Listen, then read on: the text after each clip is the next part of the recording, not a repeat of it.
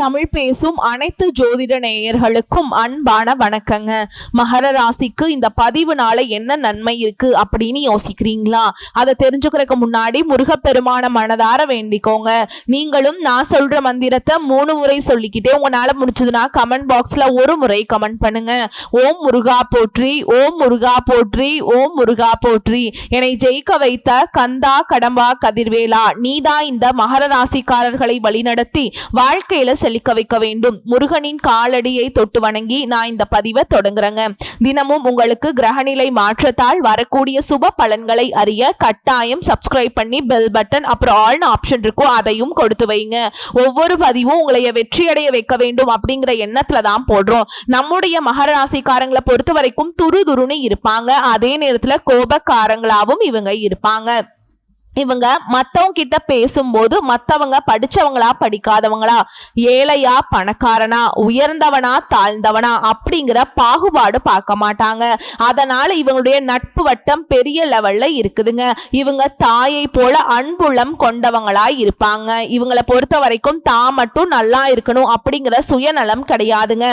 தன்னை சுத்தி இருக்கிற எல்லாருமே நல்லா இருக்கணும் அப்படிங்கிற பொதுநல குணத்தோடு இவங்க வாழ்ந்துட்டு இருக்காங்க. இவ்வளவு அழகான நற்குணங்களை கொண்ட மகர ராசிக்கார உள்ளங்களே, எல்லாரும் நலமாக இருக்கீங்களா? ஏமா நீங்க வேற எங்களை பார்த்து நலமா இருக்கீங்களான்னு கேக்குறீங்களே.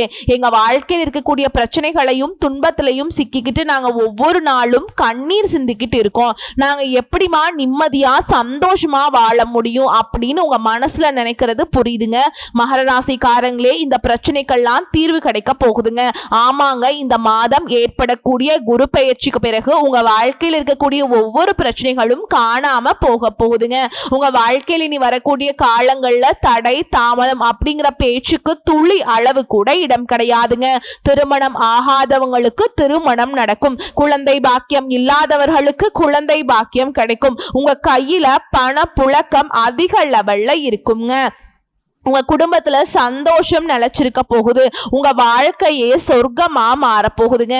மகர ராசிக்கார நேயர்களே, மகர ராசிக்காரர்களே, இந்த மாதம் கிரக நிலைகள் எப்படி இருக்குன்னு பார்க்கலாங்க. தன வாக்கு குடும்பஸ்தானத்துல சனி பகவானும் ராகு பகவானும் இருக்காங்க. ரண ருண ரோகஸ்தானத்துல குரு பகவான் இருக்காரு. களத்திர ஸ்தானத்துல சுக்கிர பகவான் இருக்காரு. அஷ்டமஸ்தானத்துல சூரிய பகவான், புதன் பகவான், கேது பகவான் இருக்காங்க. பாக்கியஸ்தானத்துல செவ்வாய் பகவான் இருக்காரு. லாபஸ்தானத்துல சந்திர பகவான் இருக்காரு.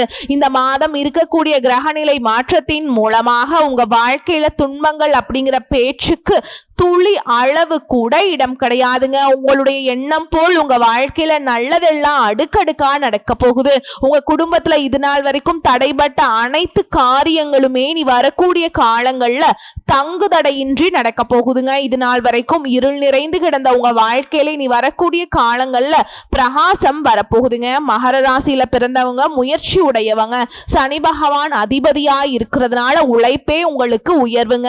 கடகத்துல குரு உச்ச நிலையுடன் வருவதால் அதிர்ஷ்டம் சேர போகுது. 7ஆம் வீட்டுல குரு இருக்கிறதுனால திருமணம் கை கூட போகுது. மனைவி பாசம் கிடைக்க போகுது. குடும்பத்துல சந்தோஷம் மேம்பட போகுது. லக்னத்தை குரு பார்க்கறதுனால ஆரோக்கியம் மேம்பட போகுது. மனசுல அமைதி பெருக போகுது. 3ஆம் வீட்டை குரு பார்க்கறதுனால தைரியம் பெருக போகுது. தொழில் முயற்சிகள்ல வெற்றி கிடைக்க போகுது. 11ஆம் வீட்டையும் குரு பார்க்கறதுனால லாபம் வந்து சேரும். நண்பர்கள் உதவி செய்வாங்க. ஆசைகள் எல்லாம் நிறைவேறும். அரசாங்க உத்தியோகத்தில் இருக்கவங்களுக்கு அரசு வேலையில உயர்வு கிடைக்கும். தனியார் தொழில வளர்ச்சி பெறுவீங்க. மாணவர்கள் வெற்றிகளை பெறுவீங்க. குழந்தைகளுக்கு நன்மைகள் உண்டாகும். சனி உழைப்பை கொடுப்பாருங்க, குரு அதிர்ஷ்டத்தை கொடுப்பார். இவங்க இருவருமே கை கோர்த்திருக்கிறதுனால உங்க வாழ்க்கையே சொர்க்கமா மாறும். இது உங்களுடைய உயர்வுக்கான காலம்ங்க. நம்பிக்கையோடு செயல்படுங்க. நிச்சயமா உங்க வாழ்க்கையில முன்னேற்றம் வருங்க. மறுத்து போன வாழ்க்கை, எந்த தெய்வத்திடம் நம்ம கஷ்டத்தை சொல்லி அழுதாலும் பலனே கிடைக்கலையே, கிரகங்கள் தூங்கிக்கிட்டு இருக்கா, இல்ல கிரகங்கள் எதிரியா மாறிடுச்சா, அதிபதி எதிரியா மாறிட்டாங்களா அப்படின்னு கஷ்டப்படுறவங்களுக்கு நவ கிரகங்கள்ல முழு சுப கிரகம் என்று பெயர் எடுத்த குரு பகவான், தேவர்களுக்கெல்லாம் குரு என்று சொல்லக்கூடியவர், உச்ச வீடு என்று சொல்லக்கூடிய கடக ராசிக்கு மிதுன ராசியிலிருந்து சில காலம் பெயர்ச்சியாக போறாருங்க. அதிசார பெயர்ச்சியாக இடம் மாறதால சதா நேரமும் கஷ்டமும் கண்ணீருமாக இருந்த உங்களுக்கு வாழ்க்கையே முழுமையாக சந்தோஷமா மாறப்போகுது. சொர்க்கத்துல வாழ்க்கை வாழ்வது போல உங்களுடைய வாழ்க்கை நிலை மாறப்போகுதுங்க. மகர ராசிக்காரங்க, மனசளவுல துணிவும் மாறாத வேகமும் கொண்ட உங்களை எதிர்த்தவங்களை ஓட வைக்கக்கூடிய தன்மை உடையவங்க.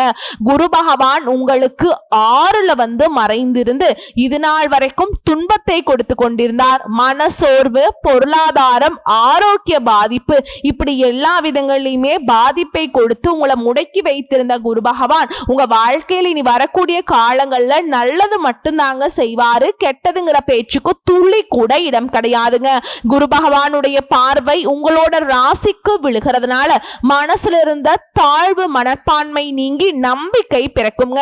கவலைகள் விலக போகுது, தொட்டதெல்லாம் துளங்க போகுது. நீங்க தொட்ட காரியங்கள் எல்லாமே வெற்றி பெறும். அரசாங்க சம்பந்தப்பட்ட வேலையில் இருக்கவங்களுக்கு உயர்வு என்பது இத்தனை நாள் வரைக்கும் இழுபறியாக இருந்திருக்கும், அது அனைத்தும் வெற்றி பெற போகுது. சிலருக்கு புதிய பொறுப்புகள், பெரிய பொறுப்புகள் வந்து சேரப்போகுது. குரு பகவானை பொறுத்த வரைக்கும் 7ஆம் வீட்டுல சஞ்சரிப்பதனால இல்வாழ்க்கை நல்வாழ்க்கையா மாறப்போகுது. 7ஆம் இடம் என்பது கணவன் மனைவி உறவு. இது நாள் வரைக்கும் கணவன் மனைவிக்குள்ள இருந்து வந்த ஈகோ பிரச்சனை விலகி அந்யோன்யம் அதிகமாக போகுது.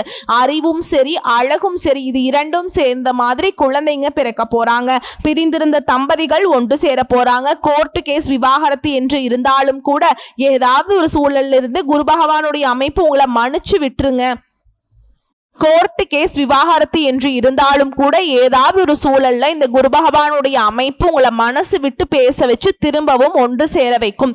குடும்பத்துல சந்தோஷம் நிறைஞ்சிருக்கும். வாழ்க்கை துணை மூலம் நன்மைகள் வந்து சேரும். அவங்க அவங்களோட மனதை புரிந்து கொள்வாங்க, நட்பா நடந்து கொள்வாங்க. வாழ்க்கை துணை வழி உறவுகளால உங்களுக்கு மகிழ்ச்சி ஏற்பட போகுது. பூர்வீக சொத்து கைக்கு வரப்போகுது. வியாபாரத்துல வேகம் கூட போகுது. லாபம் அதிகரிக்க போகுது. உங்களுடைய சாதுரியமான திட்டங்களால போட்டியாளர்களையே திணறடிக்கக்கூடிய அளவுக்கு உங்ககிட்ட திறமை இருக்குது. புதிய ஒப்பந்த முயற்சிகள்ல இதுவரைக்கும் இருந்து வந்த தடைகள் விலக போகுது. உங்க வாழ்க்கையில நல்லதெல்லாம் அடுக்கடுக்கா நடக்க போகுதுங்க. கெட்டதுங்கிற பேச்சுக்கு துளி கூட இடம் கிடையாது. நம்மளோட மகர ராசிக்காரங்களுக்கு பெரிய மைனஸ் என்னன்னு பாத்தீங்கன்னா, கடுமையா உழைப்பாங்க. மாடு மாதிரி, குதிரை மாதிரி, கழுத மாதிரின்னு என்ன வேணாலும் சொல்லிட்டு போலாங்க. ஆனா கடுமையா உழைப்பாங்க.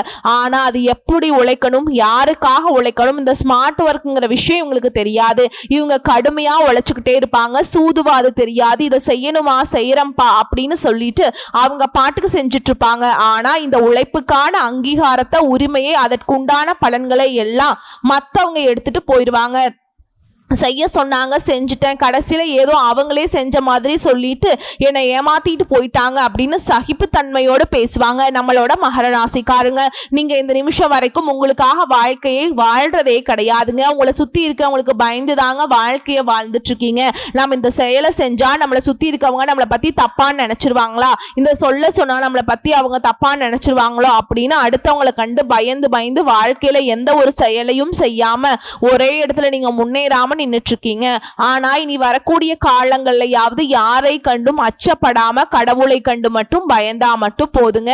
வேற யாரை கண்டும் நீங்க பயப்பட வேண்டாம். கடவுள் இந்த உலகத்துல உங்களை எதுக்காகங்க படைச்சிருக்கார்? உங்களுக்காக நீங்க வாழணும் அப்படிங்கிறதுக்காக தான் படைச்சிருக்கார். உறவுகளுக்காகவும் நண்பர்களுக்காகவும் உங்களுடைய வாழ்க்கையை நீங்க தியாகம் பண்றது நியாயம் கிடையாதுங்க. உங்களுக்காக உங்க வாழ்க்கையை வாழ கத்துக்கோங்க. வாழ்ற வாழ்க்கை ஒரு முறைதாங்க. அந்த வாழ்க்கையை உங்களுக்காக வாழ கத்துக்கோங்க.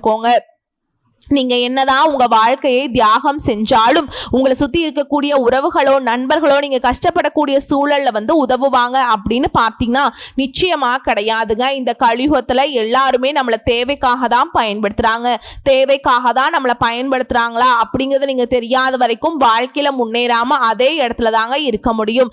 ஆமாங்க, கூட பிறந்த உடன்பிறப்புகளாக இருக்கட்டும், நம்மளுடைய உறவினர்களாக இருக்கட்டும், நண்பர்களாக இருக்கட்டும், யாரா வேணாலும் இருக்கட்டும்ங்க, எல்லாருமே நல்லவங்க அப்படின்னு சொல்ல முடியாது. 100ல ஒரு 10% பேர் தான் இந்த உலகத்துல நம்ம நல்லா இருக்கணும் அப்படின்னு நினைப்பாங்க.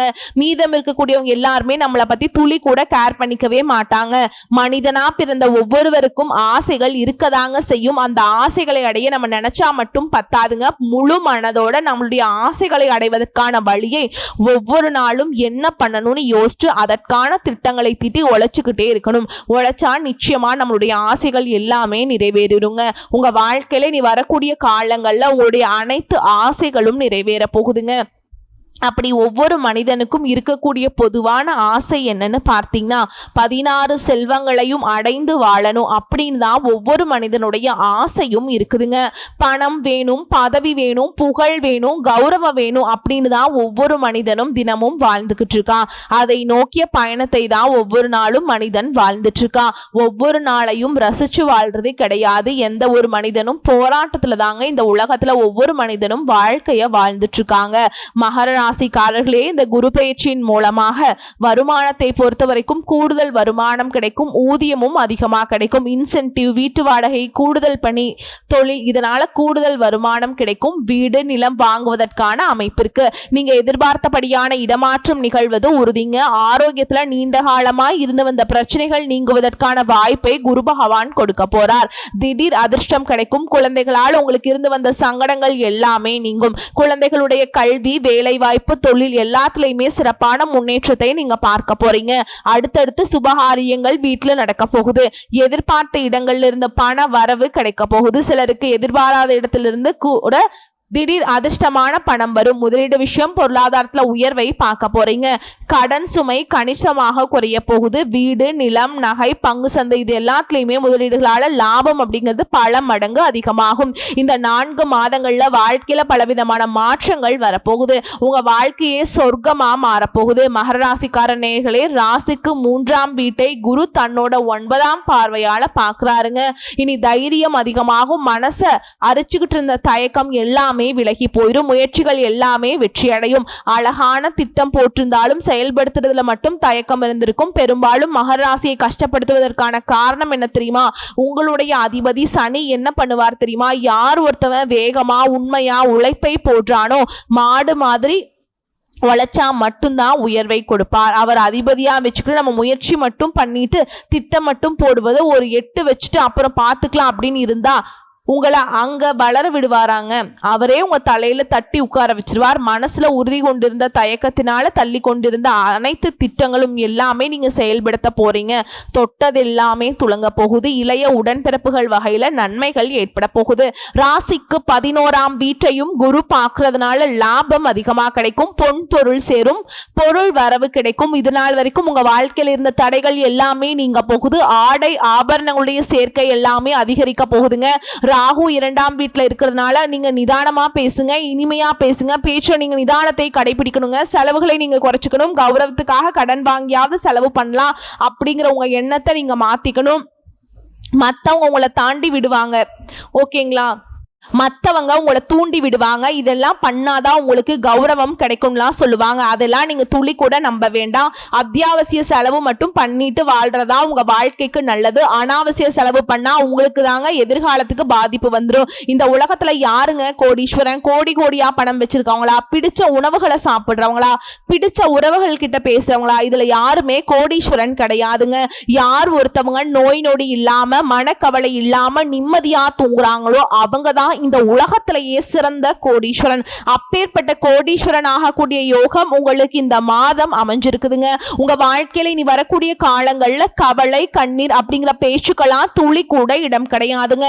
இது நாள் வரைக்கும் உங்களுடைய மனசுல இருந்த மனக்கவலைகள் எல்லாம் இனி வரக்கூடிய காலங்கள்ல காணாம போக போகுது. நீங்க சந்தோஷமான ஆரோக்கியமான வாழ்க்கையை இனி வரக்கூடிய காலங்கள்ல வாழ போறீங்க.